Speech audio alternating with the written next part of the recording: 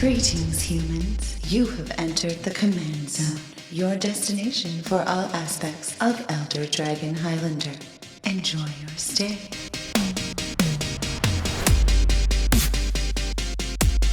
Hey everybody, welcome to another episode of The Command Zone. This is episode numero 33. I'm your host, Jimmy Wong. How's it? It's Josh Lee Kwai. And I'm Craig Blanchette. I just totally ran over your words. I'm so sorry, Craig.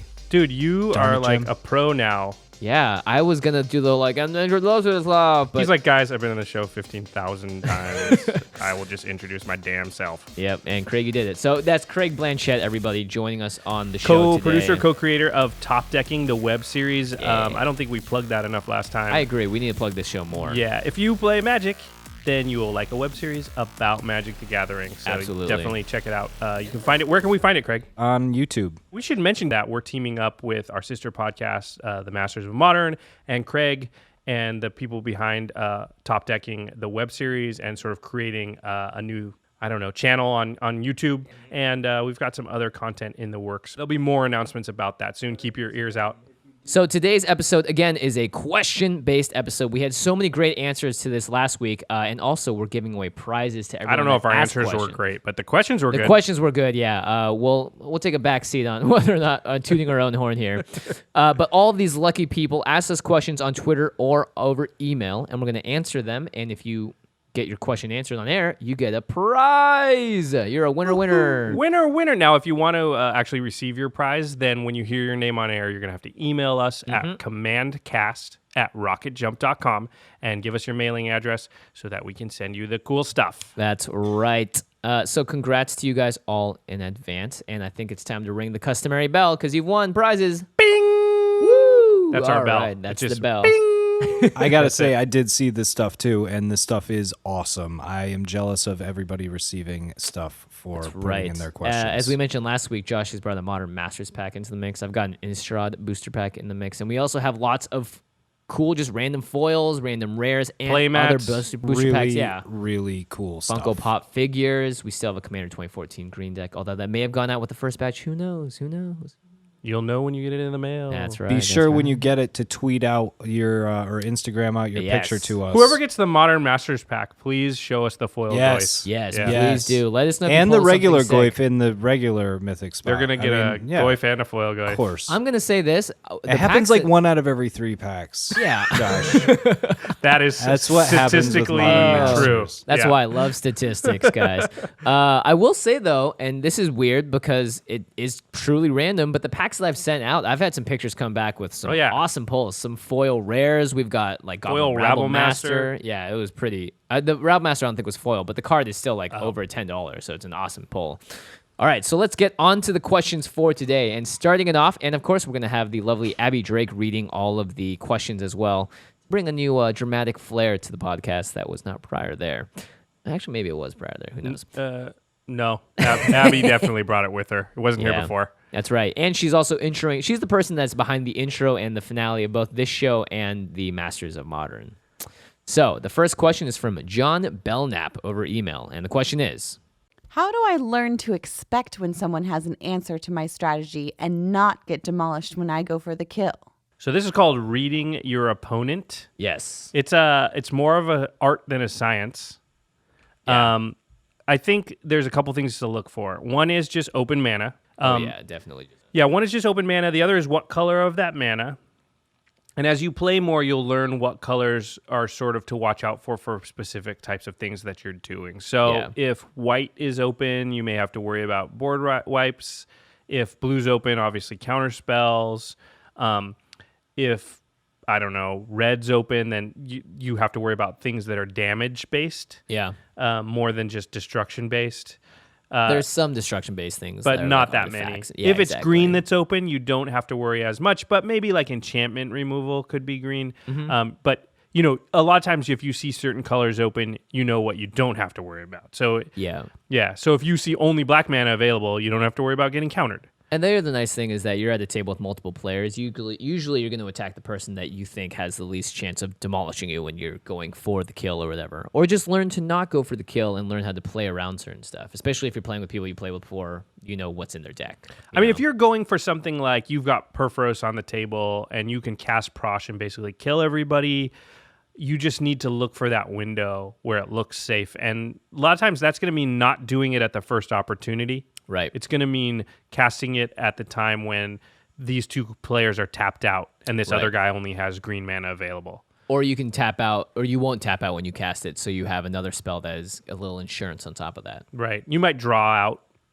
a counter spell. I do that a lot. It's like, well, I know that deck's a counter deck, or it has quite a few counters, so I'll wait until I have two pretty good threats and I can actually play them both in one turn. Yeah. And then I'll play one of them and hope he counters that, and then I'll play the second one, and it's like, well, at least I get something out. Yeah. That's another way to go. The other thing to pay attention to is just people's eyes. And in Commander, it's very, very obvious because the board state's so complicated that you have to, it's really hard to be sly about what you're looking at. And the way that people are usually situated, like you have to turn your head fully to the left to see what that guy's got on his board and fully to the right to see what that guy's got on his. And you can sort of see who people are eyeing. And if you pay attention to that, you can sort of tell like, well, this guy's worried about me, but that guy over there is not worried about me.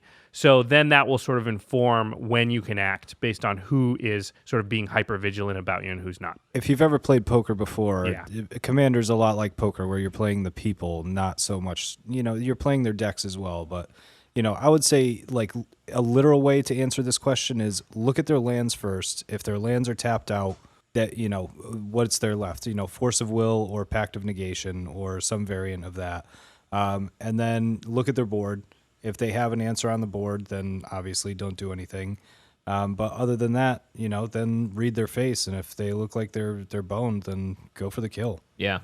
I think there are also times, just keep this in mind. There are times where you just don't have any choice. So like you got 7 poison counters and the guy's going to do something and kill you next turn for sure. And it's like, yeah, my thing may get countered or it may get destroyed or whatever. But if my only chance is if that doesn't happen, then do it. Right. Definitely. So good question, John. All right, moving on. We got a question from Kristen Koch at Dune Echo on Twitter.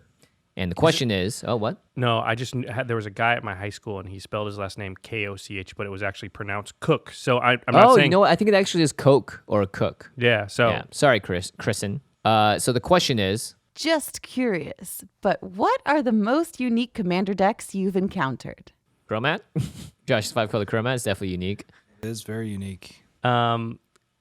Eli, I'll shout out Eli, our editor. Yeah. He has a Dwarven deck. It's actually a Barbarians deck because they have retconned all the Dwarves to Barbarians, but it is an all-Dwarf deck. Yeah. And it's pretty cool. Yeah, I like Dwarves. I haven't actually seen it, but when we had Brian David Marshall on our podcast, he talked about a guy who had an all-white bordered deck, which I think is awesome, and I want to build one really bad. And it offends some people to no end, which is great, too. I'm so mad about... That offends me. Are you greatly. One of those? You're a bigot? Truther. No, I've actually made a few of my decks all black bordered, and to go all you white are one of those. I get You're it, a monster, but Craig. You're one of those. How can you cannot keep the white border down, man? Yeah. All right. Hey, are there enough good ones to make it work? This oppression will not stand.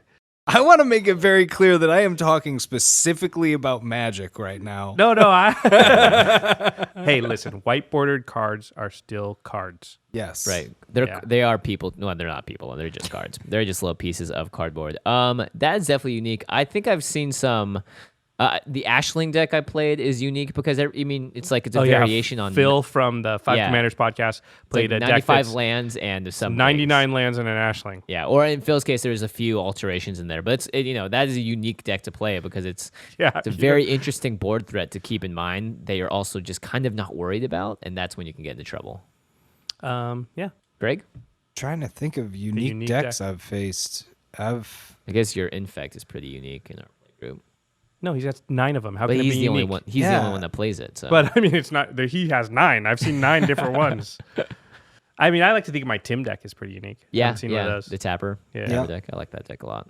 I think your build of the Chromat deck is very unique. I think Dee's build of Sigarda is very unique.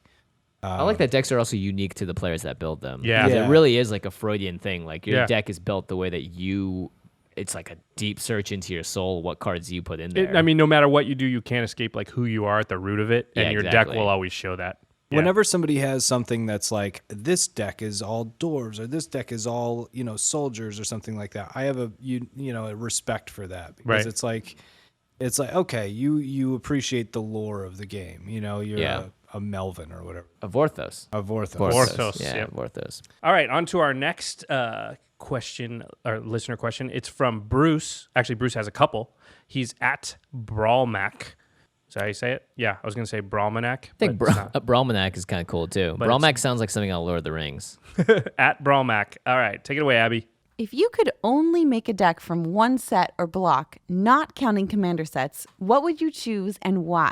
Ooh, wow. Okay, well, mine would be Time Spiral block. Time Spiral? I don't even know the cards in Time Spiral. Well, Time Spiral, Planar Chaos, Future Sight, they just have the most mechanics. It's the most complicated set ever made.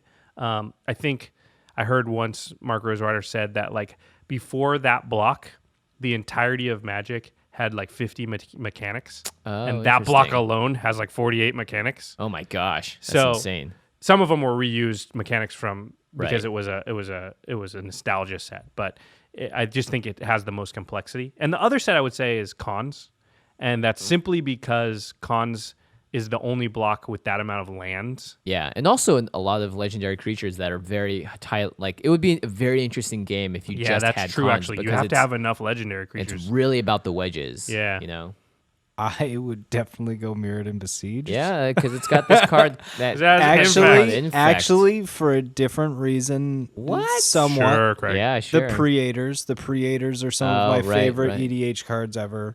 Like Elish Norn. I think the Praetors are all going to get. There's been a lot of talk that those are going to get reprinted. I hope so. I think so. I hope so, and I don't, because I have enough of them that like I'm monetarily invested. But then again, I love those cards. I would love to see more people. Don't you want to draft them? I would love to see them in the hands of more people. So go ahead. Don't you want to draft them? I would. Imagine a draft deck with Elish Norn. In like multiplayer. Multiplayer draft. Yeah, it's true. We'll have to do some conspiracy Modern Masters 2 mashup drafts. That'll be fun. I'm really looking forward to what Dragons of Tarkir is going to do to this block. Also, because this is the final block of these three sets. I would also maybe say the World Wake block, but just because it would be really crazy. You mean the Zendikar block? Zendikar block, right? Yeah. If you just got those giant Eldrazi, it would just be Eldrazi dominated. But I'm thinking like, wow, this would be really cool because you could like box it in a thing that's just like Rise of the Eldrazi, Magic the Gathering. Like this is what it's about. Eldrazi is my favorite draft set ever. I couldn't argue with you about it. Be just pretty playing crazy. With those cards. Yeah. Next question from Bruce. What are your favorite spells to cast in each color? Not just red, Jimmy. Jimmy, I like how he knows you. You were only going to say red spells, but now you can't. Ha. I don't know if I can go through every color. Yeah. I'll just say some favorite spells to cast then. Yeah, okay. Cyclonic Rift. Oh, yeah. That's a good one. Hurkyl's Recall, if I'm going to go Hurkyl's blue. Recall? Yeah, that card is... I didn't see that coming. When it really works, that card blows the table apart. Demonic Tutor? Yep. What else? I went into black. You guys can't just say red. Shieldred. I will say Insurrection. That's my one red card that I'm going to say. It's the big daddy of the red cards, yeah. Like the Praetors, any one of them. The blue one, if you have 10 mana, is just bonkers. White one, everybody else's creatures get -2/-2. Yeah. Wheel of Fortune. Yep. Okay. Because it has this simultaneous feeling of like, I draw a bunch of cards, but also everybody else at the table goes, because certainly love I just ruined everybody's plans at the same time. Yep. Yeah. Especially on the build up, like before you have mana, you're like, yes, in 3 turns I'm going to be able to cast this, and like before that I'm going to cast this, and then it's Wheel of Fortune. What? No. What? No! Josh, you're not you're kidding, right, dude? You don't want to do that. Like, dude, Darth Vader is your father. I'm sorry, man. You're just no. What is Wheel of Fortune cast to play? 1 red and how many others? That is certainly 2 in a red, so you can so, do it on turn 3. Cheap. The best thing is if you do it on turn 3, sometimes you just mana screw people. Oh yeah, because you can just draw the 7-card hand with no mana in it, and you've only dropped 2 lands maybe, and it's just like you could just randomly, which is not the goal of it. I usually don't play it on turn 3, but I like to play it on like turn 5 or 6, right when everybody's about to cast their like powerful stuff. Oh yeah, Well, I'm gonna say Blood Moon then. It's one of my favorite cards. Oh man, yep, it's the worst. You took it there. I just you don't stayed hate with red. Wheel of Fortune like I hate Blood Moon. It's true. I actually don't mind Wheel of Fortune at all. Yeah, you're always the person at the table that's like, okay, this is cool. Let's see what I get. Yeah, everyone else is like, no, the best laid plans. I've gone to waste. And honestly, let's not forget, what's your favorite thing to cast when you're playing your commander? Your commander, because typically your deck is based off your commander. Yeah. Me. Oh, okay. Maybe not. Yeah, true. You're like the only person I have like that's four. not true. Yeah, like half my decks, I just almost never cast a commander. Maybe not half. Yeah. All right. One last question here from Bruce, and this one's kind of cool. Brainstorm a deck where the commander is replaced by a non-mana artifact, but you can play any colors you want. So we're using an artifact that's not a creature. It could be a creature. It just can't be. It can't be like. I think it needs to be a Ring. not creature, non-mana. That'd be kind of cool. Yeah. Okay. So I think there are options for both. But what's the first thing that comes to mind when you think of like an artifact that's not a creature and not a mana rock? Scroll rack. That's pretty good because card selection. Yeah, it's card very, draw. It's a very linear kind of thing. You could Well, build your deck could want be out of it. anything with Yeah, that. exactly. So it's not that. I was thinking the indestructible one. Dark Seal Plate. No, the indestructible. All artifacts are indestructible. Oh, Dark Seal Forge. What about Akroma's Memorial? Ooh, interesting. That's you pretty good. Give your creatures like every ability ever. That's a pretty good one. I'm mean. I went to like Ankh of Mishra, which is like all lands do 2 damage to you when you put them into play. Right. Or Black Vice might be a good one. Yeah. Black. Oh my gosh! Could you You imagine? just turn 1 Black Vice. I'm gonna build a Jester's Cap deck. That's what I'm gonna do. That's an artifact, right? Oh man, that's a really fun little question though. I don't know, man. I just, Ankh of Mishra with a bunch of land destruction would be just like everyone would hate you forever. But what if you could make funny. a land your commander? What land would you make? Oh man, I would do Vesuva. Just give me whatever you want. Yeah, as long as it's in the battlefield. Yeah. That's true. You just never go. You can opt not to go first. Well, if you win the do die like roll. Inkmoth Nexus or Mutavault or something like that too. Strip true. Mine. Strip Mine, yeah. I mean, Library of Great Alexandria. call. It's banned, Oh right? yeah. Yep, there you go. Artillery and the that's banned too. Darn. Darn. All right. Well, thanks for the questions, Bruce. Next up, we got some questions from Triumph. Is that your real name? Because that's pretty cool. You're at Historian327, which is crazy because my lucky number combination is 328. Well, not from that, but it's because March 28th. It's my birthday. My birthday. My birthday. It'd be weird if it was just March 28th for a different reason. Than Just that. yeah, like I just love March, and 28 was like an appealing number at the time. So there you go. All right, take it away, Abby. When you have a big ol' list of cards that could go in a deck, what are some tips for narrowing it down? Oof. This Well, could be a whole podcast. Yeah. I think yeah. playtesting is really important. Just literally. But play you have with to the narrow card. it down to test it. So True. print them out. There are places that you can go online and print out, the cards, or just rip up pieces of paper, put them in there, and write down the card that it is.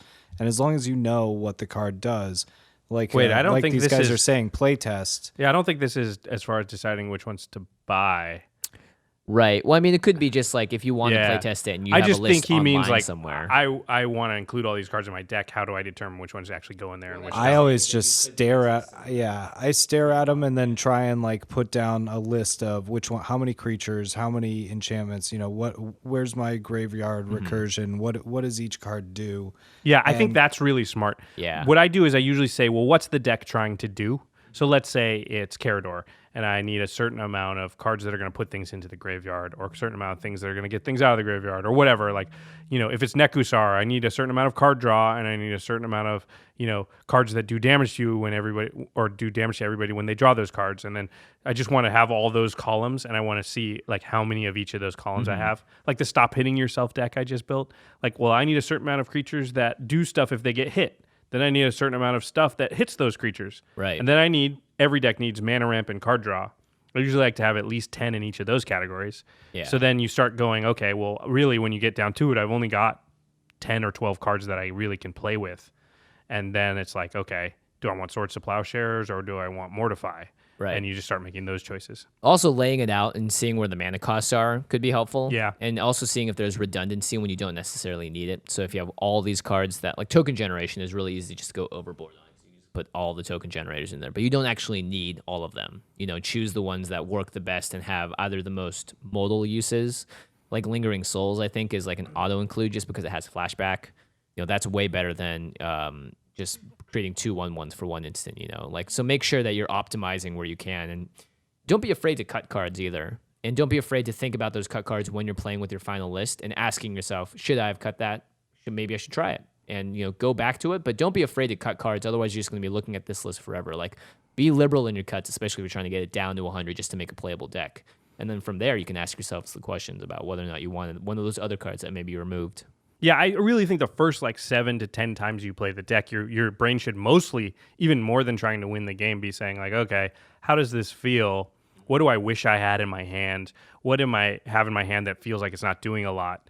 And just making mental notes so that you can, and then it's not like you play the deck once and you start making those changes. You play the deck 5 times and you say, well, all 5 of those games, I wished that I had more card draw. Okay, yeah. I need more card draw probably. Or all 5 of those games, I wish that I had more mana. Okay, I need more mana ramp then. Or all 5 of those games, blah, blah, blah. So that's another way and a really smart way to continue to tune it.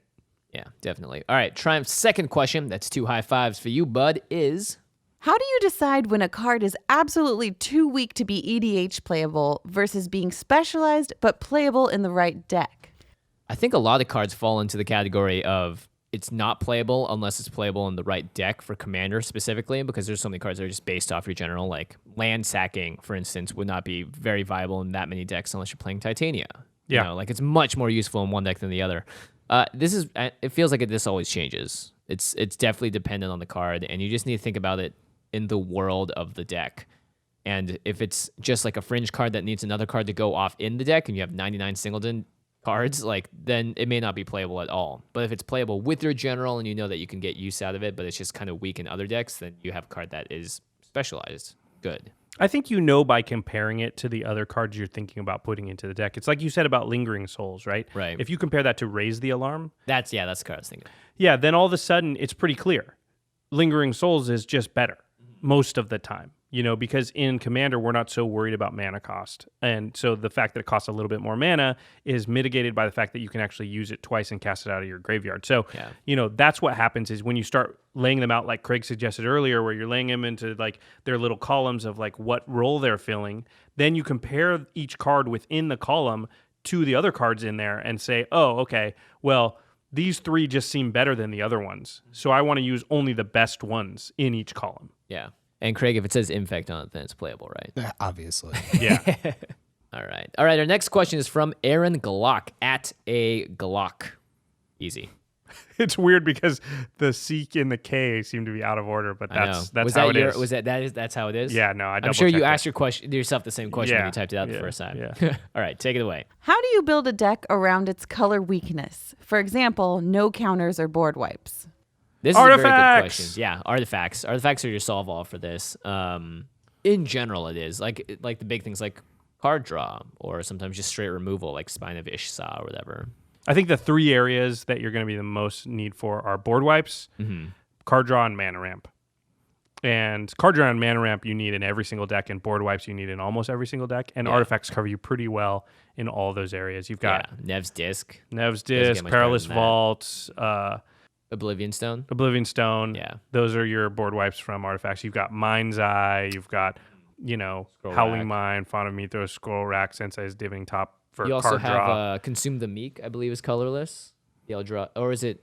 It's one of the Eldrazi spells that's a board wipe. All is Dust. Yeah, All is Dust. I think is colorless. Yeah. And then you have tons of Worn Power Stone, Thran Dynamo, Gilded Lotus, Soul Ring, Mana Vault, Mana Crypt, like a ton of Mana Rocks, Chromantic Lantern. We can go on forever. And those areas are just necessary in every deck. And then counter spells. Every deck doesn't need counter spells. Yeah. Exactly. So just because there you're are other in red, ways to counter quote unquote their stuff without actually countering it when it gets put on the battlefield. Yeah, you think of what a counter does, it just negates a card. Well, Path to Exile negates a card too. So does Swords to Plowshares. Right. That's sort of a counter in a way. It's slightly narrow that it counters only a creature, and counter spell counters any spell. But those are the ways that you sort of simulate that effect. And in the big picture of this too, building a deck around its color weakness, I think you just in general don't want to build your deck with a weakness that is easy to exploit that you can't appropriately deal with within your deck as well. So, well, it's smart to know that the colors have weaknesses and you need to cover them. So if you're not careful, it's very easy to build a mono red deck that just, if somebody puts an enchantment out, you can never destroy it. So you need to be aware of it so that you can put the cards in from outside, from the artifacts usually that do those things. All right. Next. I recognize this guy too because he. Oh, yes, that's right. I think he's won before. You're going to get a second prize from us. Congrats for asking a great question, MTG Mindslaver at Nicholas Pizer. Hopefully I pronounced that right. Yes, you have asked us a question. I believe you have one before, so congrats. And the question is also a fun one. It is. How do you tell a friend their commander is too OP? I think you just tell them. Or in a way that's reasonable, because there are, like, we've talked about this a lot, like someone being too OP, it's like at the same time, you're responsible for that person being that overpowered, and there are ways to build your decks so that this isn't an issue. At the same time, if someone is truly dominating perhaps like the game too much with something, then it becomes a matter of etiquette and just sort of having civil discussion between you and the person.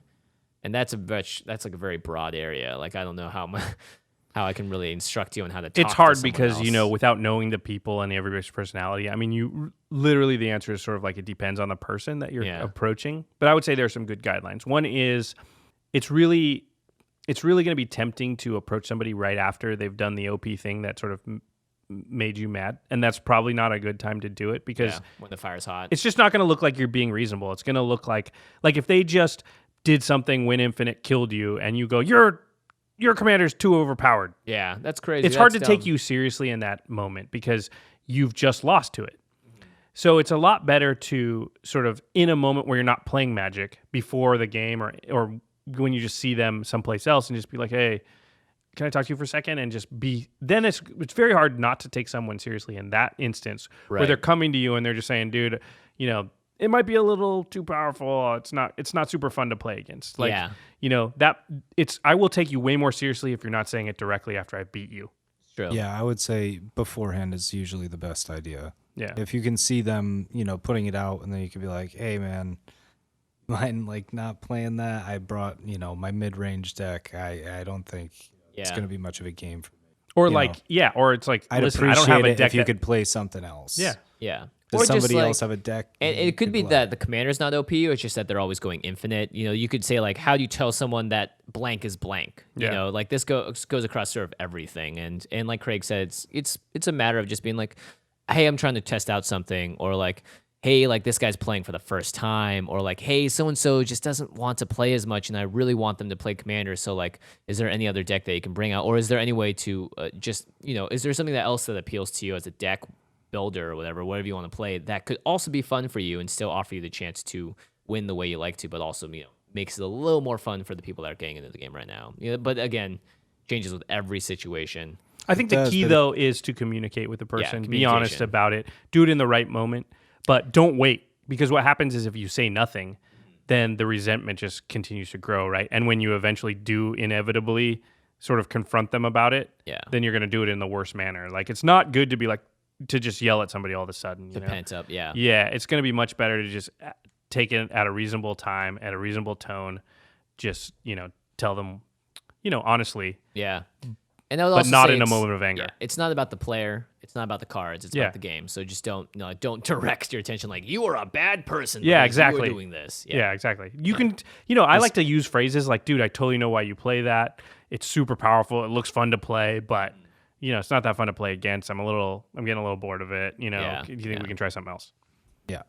I like Mindslaver's second question because it is very Vorthosy to his name. So the question is, what is your favorite thing to say to get people either confused or on your side? Ooh. Oh, man, trickery. I'm scared to say things because you guys, I play with both of you all the time. It's true. Reveal your secrets, Josh. The things I do for this podcast. Notes. Well, I think something that generally works almost every time is, and it works in poker too, although you have to be less obvious about it, is just seeming disappointed with the way things are going at all times. At all times, yeah. Is just sort of sighing and just being and every time you draw your overplaying card. it, of course. Yeah, you have to be careful. There's a way, there's like a nice little wheelhouse where you're in, but you guys have seen me do it. all the time, which is just like, you never are like, oh my God, this is going to be awesome. Yeah. You just never, ever, ever, literally 100% of the time, never do that. You always are like, okay. I can't help it. I wear my heart on my sleeve. Yeah, Craig is the master of oh my God. When I get the card that I'm looking for, my face like lights up. You can see Craig, and he starts looking at everybody's stuff, and his eyes are like super wide, and his head's like snapping. You know, it's not like slowly glancing at you. It's like snap to that guy, snap to that guy, snap to that guy, and it's like, somebody's gonna be in big trouble. Yeah, exactly. Yeah. Whereas like I'm the exact opposite. I'm always like shoulders slumped, just looking down, just like, oh man, how am I gonna get out of this one? And the best is when you get like, from me, I'm like, how's it looking over there? And Josh are like, not good. Because then without even having to like say it yourself, you just told the whole table, and everyone kind of it sits in people's memories. Yeah, and you just seem like, I don't know what I'm gonna do. Like, oh God, you draw your card and you're just like.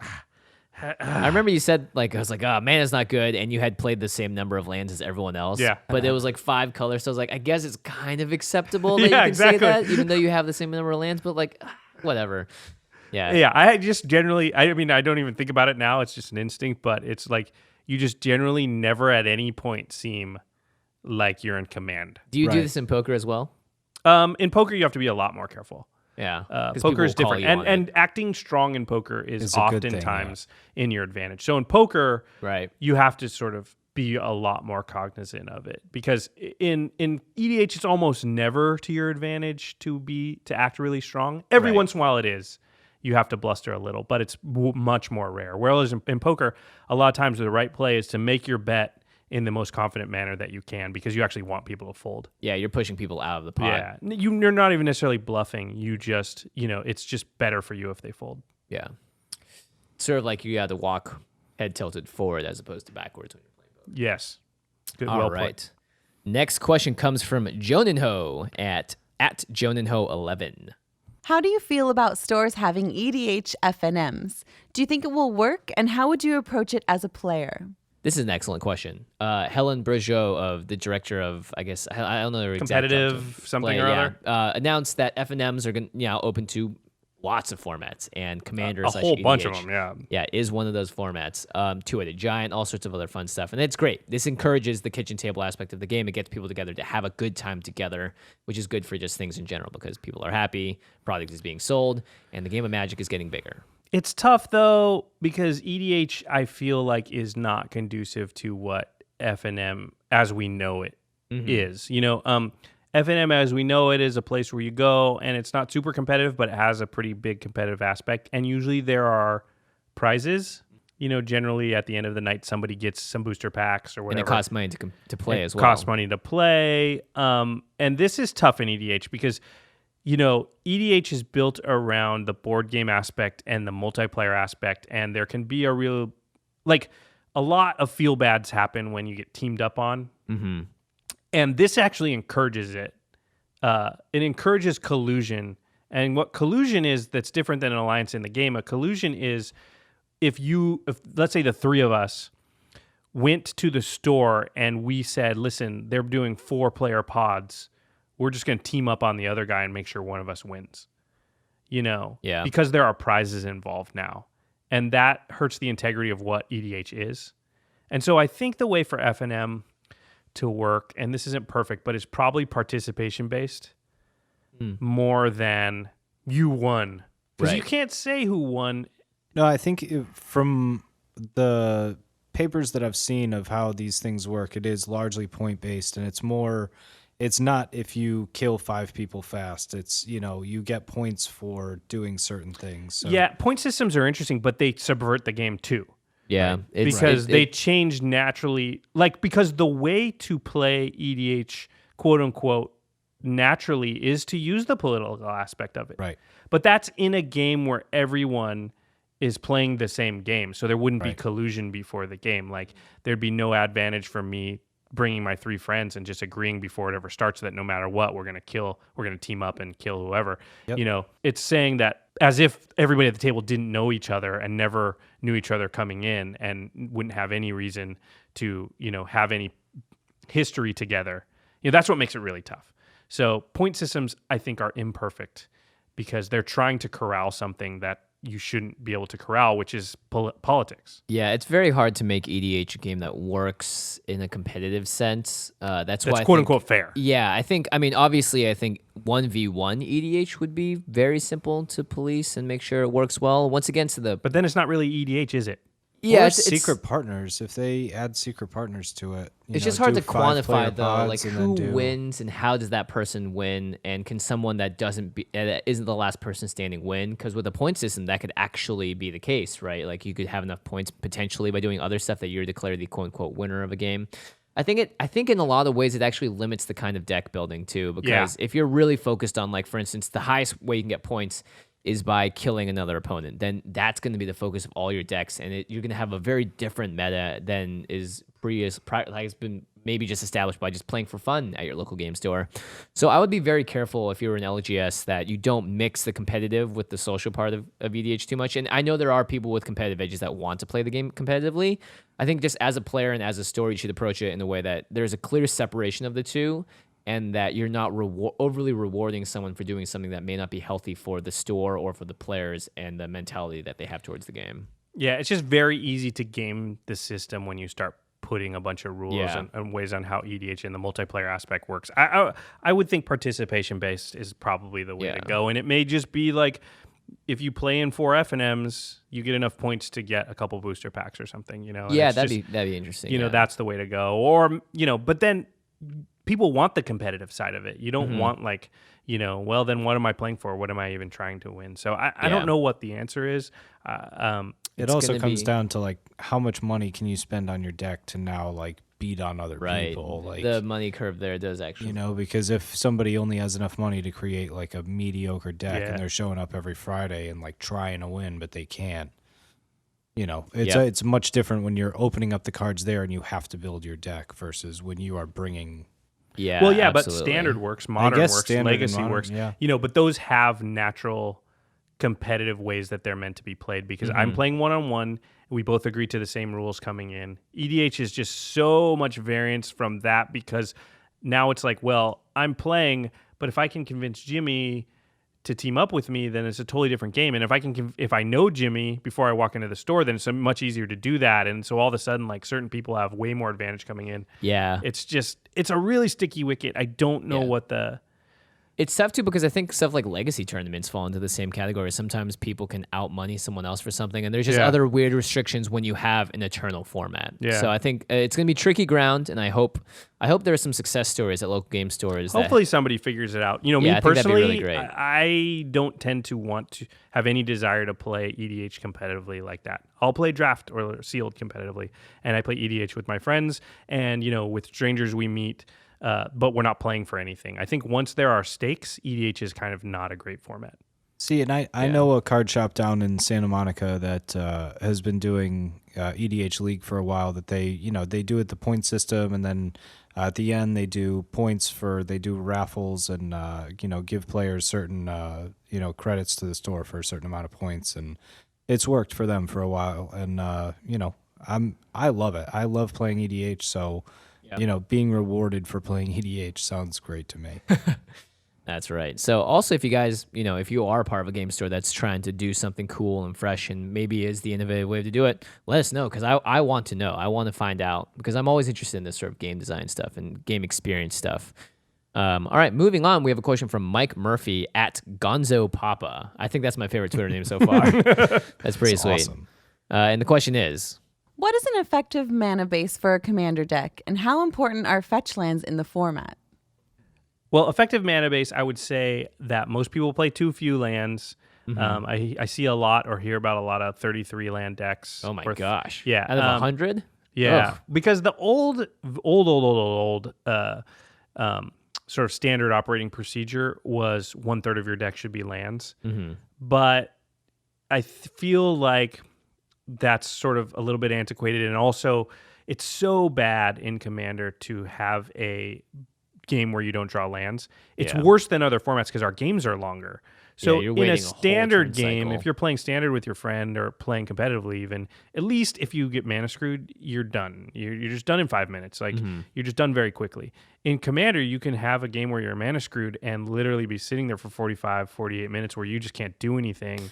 and that sucks. It's just it's not even about winning at that point. It's just like, what am I even doing? Yeah, this like, is not I'm not actually playing the game right now. Yeah, so I think it's better to err on the side, and my decks almost always have 37 to 38 lands. Yep, I always do 36 to 37. Yeah, and every once in a while I'll go 36, 35, but that's only if I have like 12 to 15 mana ramp cards. Yeah. So, and even with 37 lands, 38 lands, I'll still have at least 10 mana ramp cards.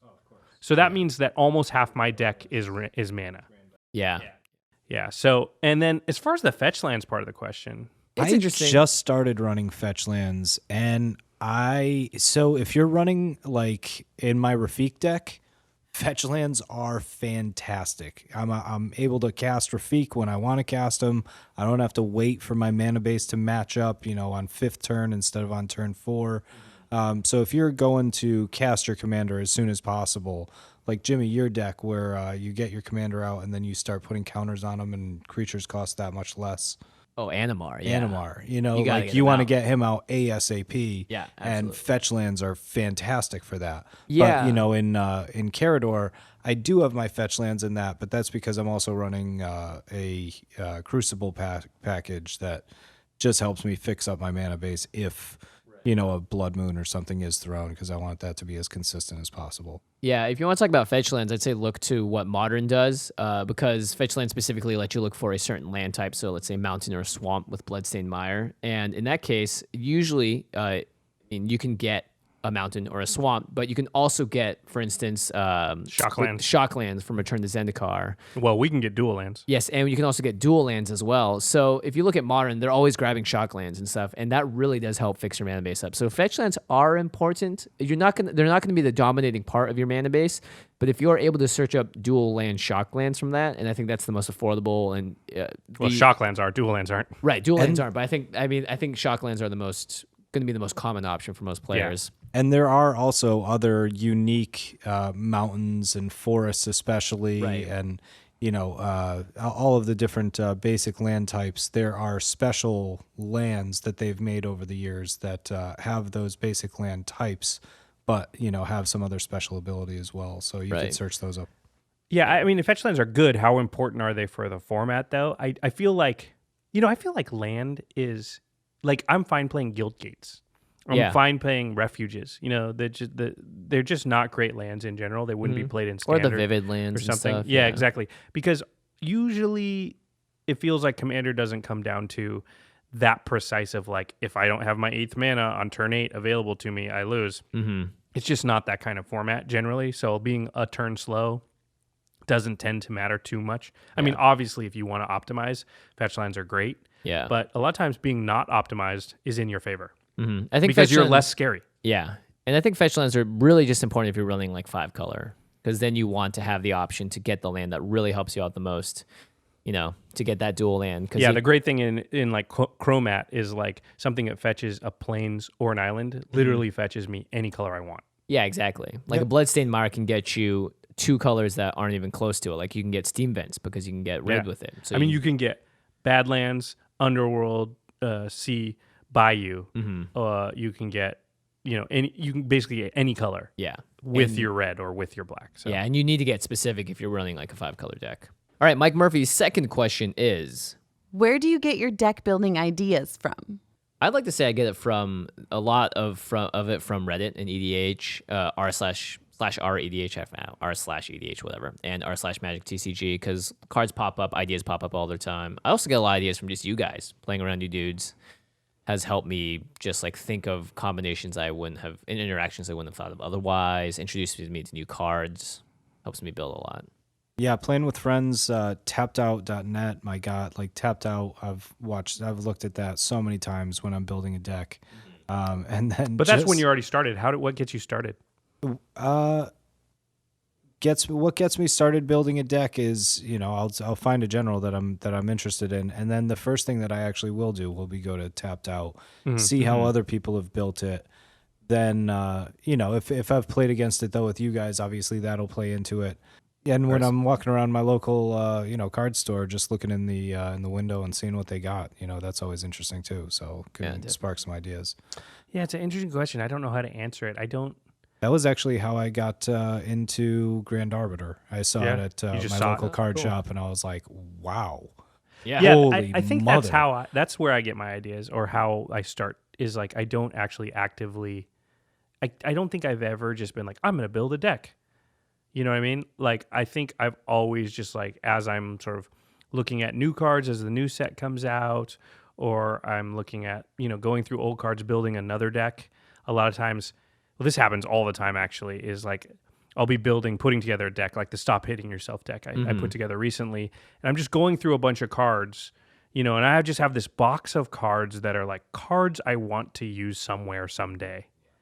And so at the end of, like, I've got a list, I've got all the stuff I want to put in this deck, and then I pull out that box and I just go through it and see if there's anything in there that I want to put in the Stop Hitting Yourself deck. And as I'm doing that, I'll be like, come across this card.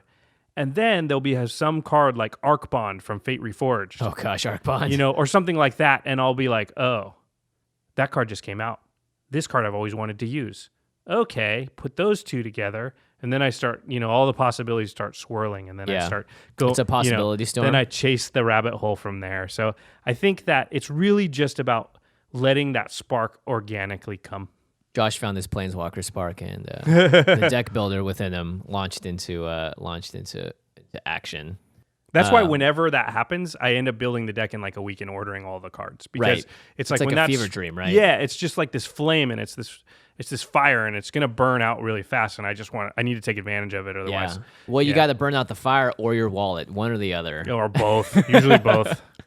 Definitely. All right, our next question comes from Ken Schlosser, and this might take the title for my new favorite Twitter name. This is an awesome Twitter name. It's @Cephalid Sushi. Sweet. Does it have a tide counter on it? The sushi comes with a tide counter. Yeah, and it's delicious. Oh, man, it's making me hungry. All right, the question. Should I invest in making one deck that I'm really happy with, or diversify and make many decks that maybe aren't as complete? How much do you want to spend? Because if you make a few decks that you aren't that happy with, guess what? You're going to be spending your next paycheck to make yourself happier with the decks. Right. That's a really good point. So, how much do you really want to spend? Yeah. Honestly, I like seeing it as like, if you want to play Commander, you're going to build some decks. Like, obviously, if you ask this question, I think there's someone in you is also going like, I want to build more decks so I can have more commanders, but I don't know how I should spend. I'd say start off with one deck, or start off with a pre-con and then go from there. And once you finish your first deck and get it kind of close, then I think you should start thinking about your second and third decks, because I feel like the best decks, instead of making a bunch at once, I feel like the way that you're going to make the best decks is if you make a deck in one color pie specifically, you're going to want to make a deck in another branch of it. And I think that will allow you to diversify your commander portfolio a lot better, because you're used to playing one deck and maybe you want to try something else out. I think that's going to help you out. But there's this moment, I think, that comes for everybody, especially when you build that first deck, where you're faced with the question. And the question is, I have a limited amount of money to invest in this hobby, and I can invest that money either continuing to perfect what I've got, or I can let that sit and I can start something new. And that question really launch off is hard to answer without knowing what your personality is. But Yeah. both are okay. It's just, what do you want? Do you want one very powerful deck, or do you want a couple sort of slightly less powerful decks? Right. And that's what's going to happen at first. And then you can have two decks, and then that question comes again. And the question is, do I want two powerful decks, or do I want one of these decks to become more powerful, or do I want a third? And we can tell from the way that this question's phrased, this person's a spike. I mean, they want one powerful deck. Yeah. And I think there are advantages to having a second deck. And Absolutely. The advantages are they don't know what deck you're playing in. The advantage also is, hey, listen, one deck's really oppressively powerful and the other one's not. Yeah. And you can sort of negotiate with your play group, or not negotiate, but it's an olive branch, right? It's like, I beat you twice with this deck. Okay, I'll pull up my not so powerful deck. We'll have fun. Right. And no one might hold a grudge against you for that. Exactly. It's like the pressure meter. And you let some air out, so the pressure goes back down, and then you play your oppressive deck, and the pressure meter is getting back there. It's getting into the red. I'm gonna recommend something else. I'm gonna recommend go for the deck you want, make the powerful deck, and then with $20 extra, make a black and green Glissa the Trader infect deck with non-foils, just basic instants and commons. You're a monster, Craig. You are a monster. You don't want anybody to like this You'll guy. have 2 unbelievably powerful decks And that no you can friends. just beat face every time. It's okay. Glissa's my friend now. She's my best friend. Yeah. Here's the thing. I actually believe having a deck that's not as powerful and playing that sometimes and giving that to your playgroup actually will make your win percentage go up. That's right. I could see that. I can see that too. But I say I forget that. Yeah. No, never. We've got too much experience playing with you, Craig, to know that you would ever mean any different. Our next question comes from Jeff Lutke. Hlutke or Hluk. I could see it being pronounced a number of ways. It's a tough one. I don't know. but But his Twitter name is easier. Yeah, at Falcon Jeff. And Millennium Falcon? Millennium Falcon. I'm I just hope going to so. assume. Yeah. Or Falcon Punch, like Captain Falcon. Millennium Falcon's cooler. Yeah, it is cooler and much faster. All right, his question is, How do you approach playing with different power level playgroups? My meta at home is very different than my meta at school. Different decks is one good Different way decks to is, do yeah. it. That's And the another most way is obvious just to one. make those sort of like those game time decisions, as Yeah. it were. It's just like, oh, this meta is a lot weaker. I'm just not going to play this card. Yeah, I have it just- in my hand, and I'll just pretend I mulliganed. or just if you draw it in your opening hand, you can mulligan in a way that's going to be more conducive to a just less aggressive meta or Yeah. whatever it is Yeah. in that case. Yeah, always remember that you control if you're OP or not. Yeah, it's true. You can just choose not to play cards. Yeah, Right. yeah. I you mean, can turn your. You've done that. You a can few put a times. handicap. I on can't easily. do it. I can't do it all the bring time. myself to not play it. We when were it playing comes this up. game with the guys from the Masters of Modern podcast. We played with them a lot, and I was playing my Nekusar deck, and I had all the stuff out there. Everyone was drawing a ton of cards, and Kessler's sitting to the right of me, and he's just having a ball. He has Reliquary Tower out. Oh, yeah. He has Consecrated Sphinx out. I'm making him draw everybody draw a ton of cards. Plus, I have Teferi's Puzzle Box out. So what that means is he literally has 50 cards in his hand, and every turn he exchanges that for the 50 cards in his deck. So he's seeing his entire deck every other turn, whichever cards he wants. He's just having the time of his life. I'm sitting there, I'm staring at all the cards that will kill him for having all those cards in his hand. And I'm just like, no. He's having too much fun. I'm just gonna let him be. do this thing. Yeah, He because does love this game so much. and it's like, too. hey, are they your friends? Yeah. Because if they're your friends, then them having fun should be like that should make you happy. And if that does, then there are going to be times when you're like, you know what? Have a They're ball. having a fun. It doesn't matter if I win this game or not. It's my You've self-worth already is won, my Josh. self-worth is not tied up in whether I win this game of EDH or Commander, and it's just feels so much better to just look over there and the guy's just having fun. He's playing all this stuff, and he's doing crazy stuff, and you're just like you just kill everybody, man. You do it. And the thing is, like, that's what brought me into the game originally, was that feeling, that sort of joy of being able to do stuff and doing fun stuff and doing the stuff that you've spent money and time investing in this deck to do that. So, I mean, I think I love the idea of playing with a more relaxed meta, because I think that just in general can make you a better, I don't know, a human being in general, because you get to, have joy at other people having joy, which is a wonderful thing. I've said this many times, like when someone's about to go off and the other people want to concede, and I'm like, don't concede. Let him do the thing, yeah, especially man. if he's never done it before. Yeah. Just he came up with an idea. He looked cards up on the internet. He went on Tapped Out and looked at everybody else who built the same deck, and he built it better. And he's about to finally put this 4-card combination that he had in Magical Christmas Land in his head into play, and you're going to concede on him? Come on, what kind of friend are you, man? Let him do the thing. Yeah, because if you were in his case, you would want other people to let you do the thing as well. Yeah, it's like people want to take it away from you. They want to concede so that you don't beat them, so you don't do the thing, so you don't have that pleasure. Why? Yeah, why? What does it cost you to let them have that? Well, it costs you losing for But you little lose bit if- longer than had It's you. just- Yeah, it's true. It is very I just silly. don't get that. Just get outside of yourself for a few minutes. I think the more you've played just games in general, and you have those moments yourself, and you understand what it's like to be on both ends of the spectrum, I think you will eventually sort of grow into that in general. I feel like the more you play games, and the more, especially stuff that's politics based, because you understand what it means to hold a grudge over a long time. You understand what it means to sabotage something, and you'll understand at the right moments when to let other people just have their candy. let them have their candy. Yeah, exactly. Don't steal the candy from the baby. Come on, guys. All right. Next up, we have a question from Andreu Fernandez. I almost said with a French accent at first, and that was not correct. At A Fairies. What special rules would you recommend to set up in a group to avoid games becoming too long or one-sided? I don't like special rules. I think it's all dependent. I'm okay with a special rule as long as it really makes sense and there's a good justification for it. For instance, a 7-player game, you have a 2-minute time limit. That's a special rule that I can live with. Yeah. Even when we played 7 players, though, we didn't say 2 minutes. We just said, listen, guys, everyone's going to have to play fast, okay? Or secret partners can also speed up games a lot. That's true. I don't know if that's a special rule. It is. It's we keep it adds threatening. rules We're to going the to game. definitely do a special partners like episode. Yeah, secret partners for sure. It's here's awesome. the thing I think of as special rules, though. It's just like sort of fly-by-night, shoot-from-the-hip type rules that you're just making up. Like, listen, you're not a game designer. Your rule's not going to be balanced. Like, I just, in general, don't like...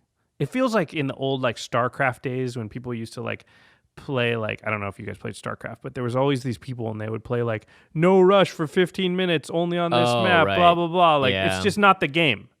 Like, that's just training wheels. Like, knock it off. And in the end, that's going to hurt you more than it's going to help you. Yeah. Because you're going to learn to play in a certain way that's not how the rest of the world plays. And you want to be able to go to GPs and play with people and go to local gaming stores or sit down with Jimmy and I someday, if you run into us and play games with us. And if you're not playing by the same rules, we can't do it. But if somebody is dirtling like for 20 minutes while everybody else is taking their 5-minute turns, it can That's be... not a rule, though. That's a True. hey, dude. Yeah. It's not any fun. Right. Like, will you please just speed it up? Right. That's not a rule. And I think, but is there anything that you can say when something like that's going on, or like what can you do when it's about having like that conversation we talked about in the prior episode, and it's just something you have to address with yeah.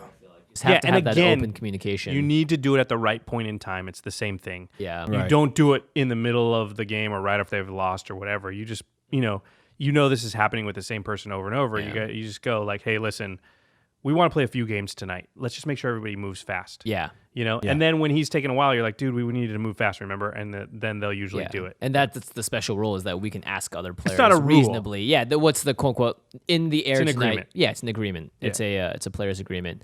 And I'd say the other thing is like there are some groups I know that like, hey, I have 4 friends. We've all talked about getting into Magic, but we've never done it before. We're all going to get in, and we're all going to just limit ourselves to not, no one can purchase more than like this amount of money just to see what we can do. And then, it could become a competition in itself. Who gets the most value for their amount of money that they're allowed to spend, and then see what you can bring to the table. That could be a I special like that. role. And yeah, you're like, right. buy goifs. Buy as many you buy goifs one as you goif can. and just a bunch of basic lands, and you're like, all right, spent my budget, guys. Hope I draw my goif. Goifs with a bunch of basic land sucks. Yeah, no, exactly. That's so worse. He's a... Goifs in general in EDH. Will somebody not the please cast best. something? Yeah, I think if the special rules gives a playing field that lets everyone, do something to the best of their abilities, and it's like something that's actually competitive and kind of That's kind of almost fun like way. a limited format. Yeah, it's kind of fun. Yeah. Yeah. Okay. I don't hate all rules because that rule sounds cool. I really want to do that actually. I'll put the game designer hat on and quickly take it off because I am not a game it's designer. just constraints, right? That's a different. I don't know. It feels like a different thing. Yeah, definitely. Yeah. Anyway. Yeah, but I would be careful with special rules because I think it's a slippery slope. It's just it can be too much where it's too much training wheels, and what happens is you get used to that, and it hurts you when you go outside of that little box, that that little tunnel where you play. Yeah. You want to be on the same page as what most people are playing, so that you can interact with them. Yep, definitely. All right. The next question is from _SACX, which is, I guess, the SAC, hopefully the SAC With some outlet. X's. With some X's, yeah. And that's the same as the Twitter name. And the question is... How do you deal with a playgroup that went from casual to spike while you are still playing Commander just for fun? Womp womp. This happens. Totally happens. It's tough. I mean, because one player who's a little competitive will push your entire playgroup towards more competitive. That's just what happens with any kind of game. Like, even if you're like always just playing Super Smash Brothers and one guy decides to take it a little more seriously, everyone else is going to get raised up by that level. Or they're just going to get left behind and they won't have as much fun anymore. That's just... I mean, I hate to say it. It feels like it's sort of the nature of games. It happens. It's human nature too. It to want stinks, to but win. it's either like, hey man, become a spike or find another play group. Yeah, Like- I feel like that's the answer we're going to be giving is you may just have to reach out and see if there are other people that are playing at your level, or if you can find an acceptable way. And like we said, you don't need to be a spike and spend the most money on cards to be able to win at this game. Like there are other ways to be very invested in Commander, and just you could be an amazing politician and win games based on that, and that would be a whole separate pleasure, I mean, guess. I would have way more respect for, and I think that's like a worthy goal, is to be like, yeah, I can't spend as much money as this guy, but I can still win because I can do it with politics, or I can do it with crappier cards or whatever, But spike doesn't always mean spending more money. It might mean a guy who's just willing to spend more time thinking about his decks and tuning his decks than you are, and it's like, in that case, if you're not willing to do what that guy's doing, or you're that guy and nobody else is willing to keep up with you, then you need to find more like-minded individuals, I think. Yeah, agreed. Moving on, Christopher S. Bond asks via email, If you had a chance to play Commander with any 3 other people, alive or dead, who would they be? Bonus question, what Commander do you think each person would play? interesting question. I'm assuming that if you revive them from the dead, they would be able to play Commander. Would it be them at the prime of their life, or would it be them? I think you can choose when, right? Okay. You All won't right. get them right before they've died. Okay. Don't go for me. I would. Well, go ahead. I'm gonna just say this. I don't even know that much about the person, but I feel like someone like Winston Churchill would be very interesting to play a political game of EDH with. It feels like he'd be really good at it. Yeah, maybe he'd be, I don't know. You could just Edric do by like Master of Trust. Sun Tzu, Sun Tzu, yeah. Winston Churchill, and maybe like Napoleon. Napoleon. If you just wanted to get destroyed. In different ways, mind Yeah, you. I'd love to yeah. see a Gandhi deck or like a Jesus deck that still manages to win without actually like inflicting bodily harm. Like he just plays like Turn to Frog a bunch instead. He mills you out. Yeah. Oh, And that you would end up definitely being on his be side at the end as Una, well. Queen of the Fae. So Jesus would be Una? I guess so. I mean, we're trying to figure out what commander matches up with them. It could be really anything. It'd be interesting. I think you would want to go and find people that you respected for either like military prowess or like inventors. Like, I mean, the way we play Commander is like we're sitting around and chatting a lot of the time. I might not even care how they play I want the to. game. I want to play Yeah, against right. like John I wanna just talk Stewart, to him. man. Like someone interesting. Yeah, Like, exactly. Yeah. Yeah, it might be like, I don't know, like a great philosopher. yeah, or that'd be great- amazing. Yeah, just It'd be somebody- just so like cool just to see Einstein what or, they you would know, play as well. Yeah. Right? How they build the deck and how it's still effective in certain ways, or like how they Who would Einstein play? He'd play blue, blue. Is Yeah. it? maybe. He'd play something that would involve math. What involves a lot of math? He'd play an artifact deck. Like, is there an I feel like he would want to take. EDH deck? I feel like Storm. he would want to take. Storm? Oh, Storm. Yeah, or he would be taking Storm's extra. like the hardest. Okay. thing he'd to be play taking extra correctly. turns All too, right. for sure. He'd be messing with time and space itself. Yeah. All right. Storm then. Yeah, there you go. Yeah, I feel like you could just choose great military leaders, or like Leonardo da Vinci. I thought you were would going be- to say DiCaprio, and I was going to be like, what? Yeah, Leonardo DiCaprio, just because I want to meet Leo. Come on. Yeah, Da Vinci it'd be really would just cool. be doing like altars to all the cards. Yeah, and he'd be playing ornithopters and stuff. Like, yeah, he would definitely be. He would focus heavily on Therese Nielsen art because I feel like that's very much in the world of his sort of creatorship and the craziness. What do you think like Stephen Caligula Hawking. would be? Caligula? Yeah. I have no idea. Be a mono red. Mono red? Yeah, I was gonna say Genghis Khan would be mono red, but I feel like he would just be the Mardu horde. Genghis Khan would definitely flip the table on you if he lost. I know Oh that. yeah, that's for sure. Yeah, I feel like Genghis Khan. And he'd would be like playing with Gave or Mongolian cards. something. What if He'd you be didn't know what the black card and red. did? He'd be Yeah. Yeah, Rakdos. Rakdos. Okay. Yeah. All aggression, no regret. He has to play Mardu Heartpiercer because that's the most Genghis Khan card ever printed. Like, and a bunch of P3K horsemanship cards too, of course. Yes. Great question though. I really like that. But yeah, like Josh said, I'd like to just talk to them for a while and just put the cards aside, maybe. It'd be cool if the game itself, like I think that, I would go in that direction. People who I don't care about the game so much, I just get to sit at the table with them. Yeah. All right. Our next question comes from Richard Blakely at Kirito552, which I believe is a shout out to the anime Sword Art Online. And Richard asks, What is the best Cloak and Dagger commander? I'm going to say Edric, Spy Master of Trest. Yeah. He is the without Spy question. Master, right? Without question. There you go. So many. That was the quickest answered question yet. So many rogues in that you'll be able to equip anything you want. Yeah. Or there's also is it Lazov, Demir Mastermind? Or Yeah, the guy he's not as cloak and dagger as Edric. True, but doesn't he have a cloak and dagger in his art? I don't know, maybe. Probably does, but he's not as cloak and dagger as Edric. That's true. Edric is definitely, but And especially with Edric, you build it with unblockable creatures, and then you just draw a ton of cards, and that makes it untargetable. He's the Spy Master. Yeah, He you is the can't Spy get more Master, cloak and dagger. All right, next question. Have fun. unless You're you can gonna make love that Whisper deck. Silk Cloak a commander. By the you way, that cannot. deck way better 1-on-1 or 1-on-2 than in big multiplayer. Definitely. All right, Richard's next question. Are there any good black board wipe spells? There's lots. Ready? Crux of Fate. Damnation. I was gonna say Damnation. We're gonna go with Decree of Pain. Toxic Deluge. Good one. Black Sun Zenith. Oh man, you keep taking mine. You got in the bad seat because you're in the third seat. I know I'm in anyway, the third that's seat. a lot. Yeah, there are a bunch. There's Damnation tons. is the most expensive out of all of them, but a lot of them are very cheap. Toxic Deluge, I think, is one of my favorites. There's also Toxic Deluge is one of what's the the one best board destroy wipes. everybody else's creatures? In Garrick's Wake. I don't know. I think we gave him enough. Yeah, there's a bunch of blackboard wipes out there. You could also just look up this on Google, and usually there's some forum thread on MTG Salvation or whatever that has this question answered in detail, but which is my always nice. favorites: Toxic Deluge. Yeah, Toxic Deluge is amazing. Unbelievable, and any others that you would think like a staple, like a have to have. I think In Garrick's Way is hilarious if you can get it cast, just because it's destroy all other creatures and like, what's the one Decree of? There's Decree of Annihilation. Decree of Pain? And there's Decree of Pain. Decree of Annihilation, I think, gets rid of everyone's stuff but yours.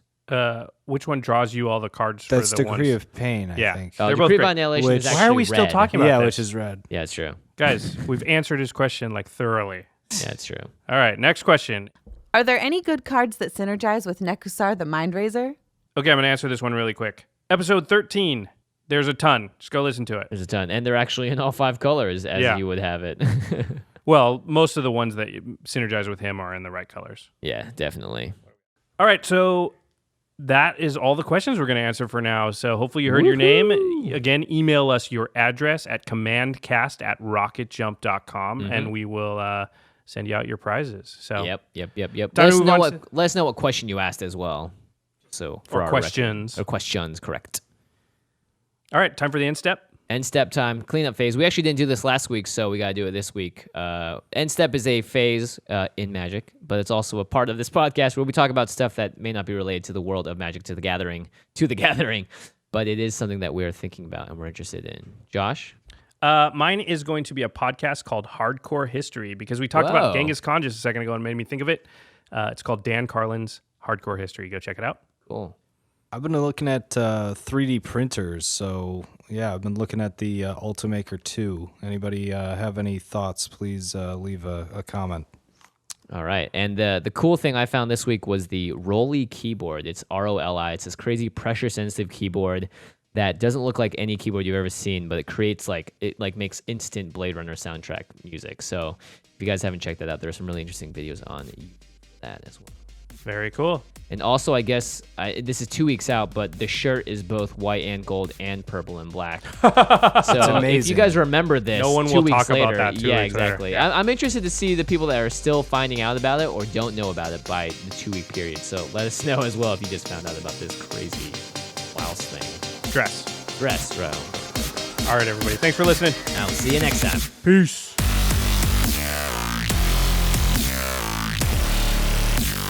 Thank you for your attention. For further inquiries, send an email to commandcast@rocketjump.com or ask us on Twitter @JFWong and @JoshLeeQuai. See you later, alligator. Greetings, humans.